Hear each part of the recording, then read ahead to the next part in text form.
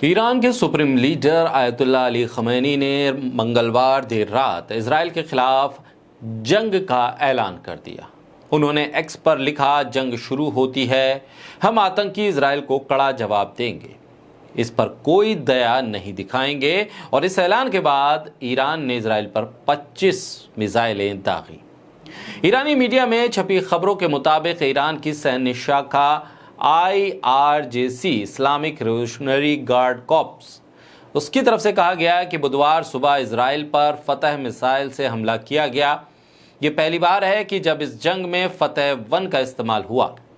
फतह missile hypersonic है, यानी ये आवाज की गति से 5 गुना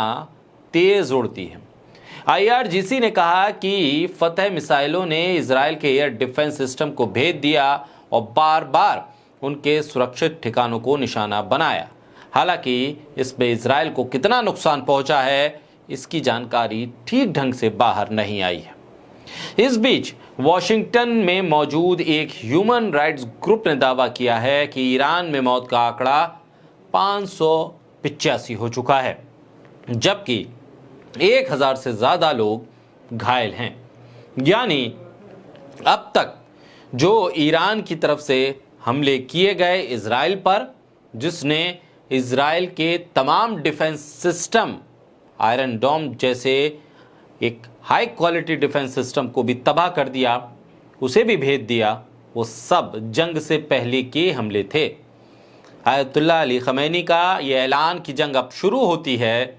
इसका मतलब साफ तौर पर यह लगाया जा रहा है कि अब जो हमले होंगे ईरान की तरफ से, उनकी इंटेंसिटी पिछले हमलों से कहीं ज़्यादा होगी और उसमें बहुत हाई लेवल के मिसाइल्स का इस्तेमाल होगा और हमलों के तरीक़े में भी बदलाव आएगा और स्पेसिफिक हमले किए जाएंगे जो इजराइल के डिफेंस सिस्टम को भेद पाएं। इस बीच खबर यह भी है कि ईरान ने यूनाइटेड नेशन सिक्योरिटी काउंसिल को एक खत लिखा है। जंग के हालात के बीच ईरान ने UNSC को चिट्ठी लिखी है और इसमें कहा है कि हमारे पास इजराइल से निपटने का प्लान है। इन दोनों खबरों को आप अगर आपस में मिलाएं तो साफ होता है कि ईरान को पता है कि इजराइल के किस इलाके पर कब और कैसे हमला करना है, इंटेंसिटी क्या रखनी है, किस मिसाइल से हमला करना है और नुकसान कहां ज़्यादा होगा, ये तमाम जानकारी ईरान के पास है।